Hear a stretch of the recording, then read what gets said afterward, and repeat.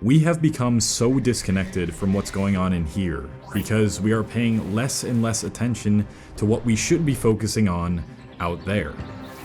I've recently noticed a pattern within me. Almost every time that rain is approaching the area I live, I get a slight headache, and I would have never noticed this had I not made the conscious decision to stop habitually checking the weather app on my phone. I remember seeing something similar in the Netflix movie The King. While England is preparing for a ground battle against France, they realize they are terribly outnumbered in both firepower and army depth, and continuing to advance would result in certain defeat. But the chief military strategist, John Falstaff, had a different solution than retreating. He proposes to the king and his closest men that it's going to rain overnight, and therefore they can use the muddy ground to entrap the enemy while they're trying to move in heavy armor. How did he know it was going to rain overnight? My right knee is aching.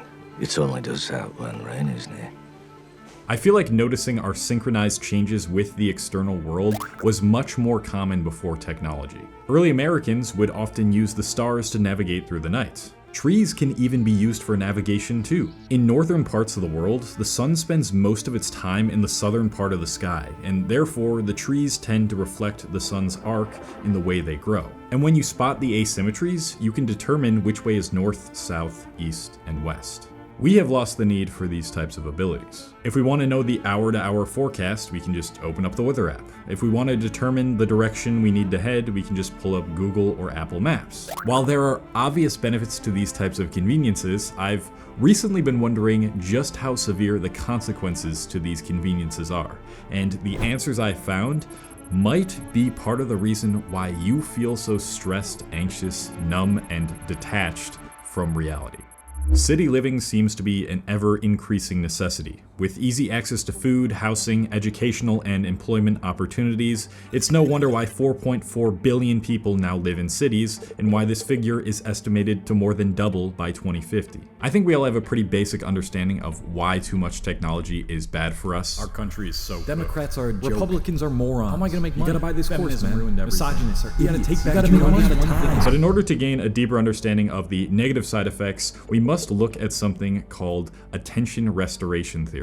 ART is the idea that exposure to nature can improve our ability to focus and concentrate. Now, according to ART, we have two kinds of attention. The first is directed attention. This is the type of attention we use to meet the demands of city life, like navigating a busy street, working on a project, or responding to emails. If I could use a good analogy for directed attention, it would be like a spotlight that consciously directs its focus to a singular piece of information in your environment. The second kind of attention is called soft fascination. This is the effortless, involuntary attention we pay to things that are interesting or beautiful, like a picturesque mountain view or an expansive lake. Unlike the directed attention spotlight, which is constantly scanning an environment looking for highly specific or relevant information, when we are in soft fascination, that spotlight widens through our entire field of vision, causing us to fully relax and de-stress. In the modern world, there is a massive imbalance in the amount of time we spend in directed attention versus soft fascination.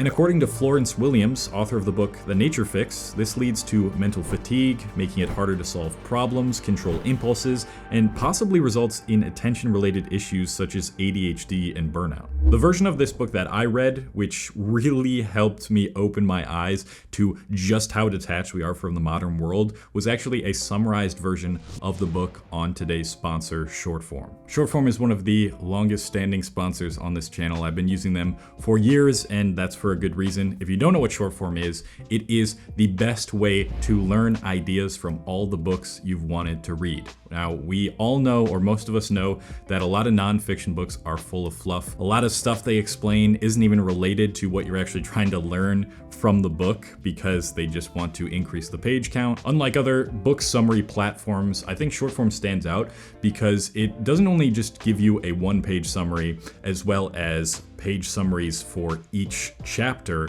it also gives you exercises to do with each chapter so you can actually apply what you learned. And the book that I mentioned, The Nature Fix, has a really good one-page summary and exercise for you to do. It goes over more of the science behind ART and all of the different aspects that I can't get into in this video of why you need to get out in nature more. Three genres I think you guys would be really interested in diving into are self-improvement, psychology, and philosophy. So if you want to skip the fluff of nonfiction and get right to the good stuff, you can use my link, which is shortform.com/Hastings. That's the first link in the description. And you're going to get a 5-day free trial plus 20% off their annual subscription plan. Go check Shortform out.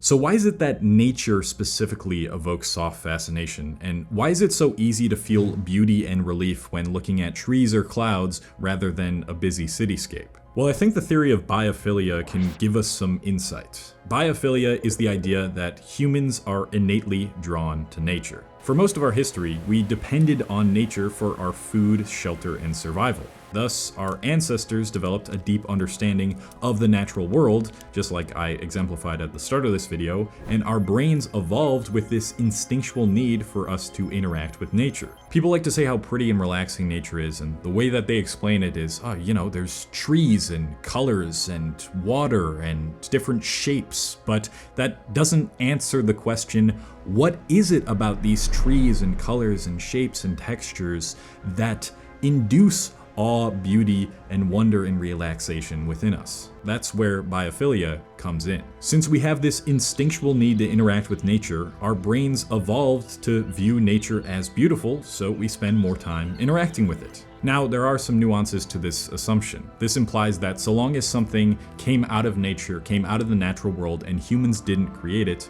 we will perceive it as beautiful and relaxing. But there's clearly things within nature that we don't find nearly as beautiful as others, and there are things humans have created that are totally disconnected from nature that are quite good at helping us to relax. Although, funnily enough, they usually involve us replicating nature in some way. However, in general, if we find something in nature and it helps us to fully relax when we sit with it, it's probably gonna be something beautiful and worth immersing ourselves in. By engaging in soft fascination more, I don't think you'll just become more relaxed and have an easier time concentrating. I also think that you'll start to tap into nature's subtleties that are trying to indicate to you what you should be doing, where you should be going, and what you should be listening to. Our bodies and brains are the most complex supercomputers, and even with all our technological advancements, we still can't fully grasp or understand the full scope of our consciousness. Our best theories for why we dream often revolve around the idea that they help us consolidate and analyze memories, or that our brain is trying to stay active and alert as a means of survival. It's nearly impossible for us to accurately define where our consciousness is located thanks to all the out-of-body experiences different human beings report. The hunches or intuitions we have, with no information available to understand why we have them, such as why we feel deeply connected to some people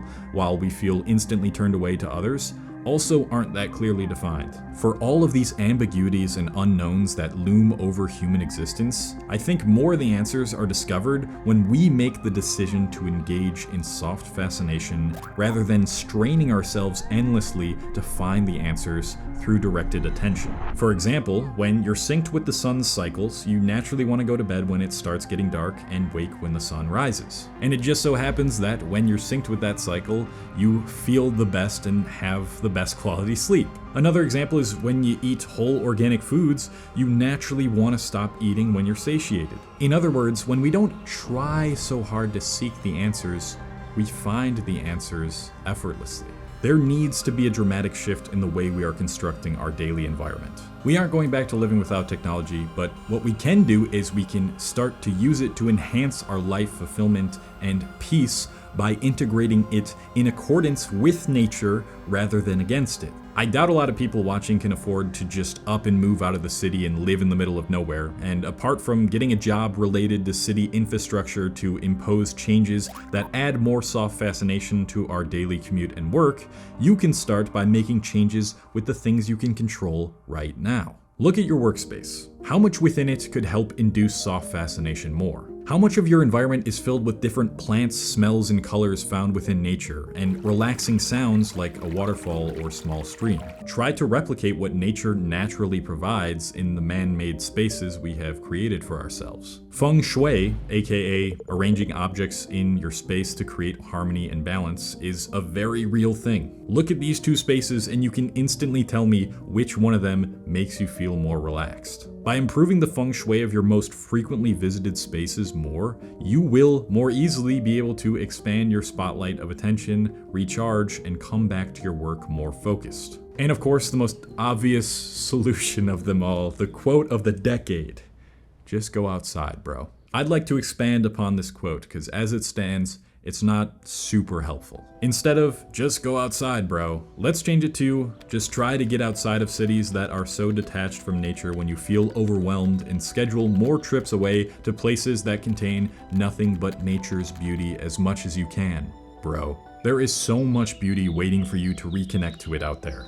The intelligence behind the asymmetries of the trees that naturally grow towards the sun, the complex patterns created by the bees when creating honeycombs, the colors of the bushes in autumn that don't try to change but simply adapt to the season's weather effortlessly. Like everything else that lives in nature, this is how we are supposed to live too. We need to direct ourselves towards the sun. We need to collaborate to create productive patterns. We need to adapt our lifestyles and personalities to the changing seasons without resistance. You are not separate from nature. You are an integral part of it that is clearly embodied in how many answers and teachings nature can provide for us without trying to. Paradoxically, by being less productive more often and giving your brain the space to wonder, to become fascinated and experience awe, you will become more productive than you could ever imagine. The modern world has made you forget this and has suppressed these parts of you that are supposed to make growth and change come as second nature.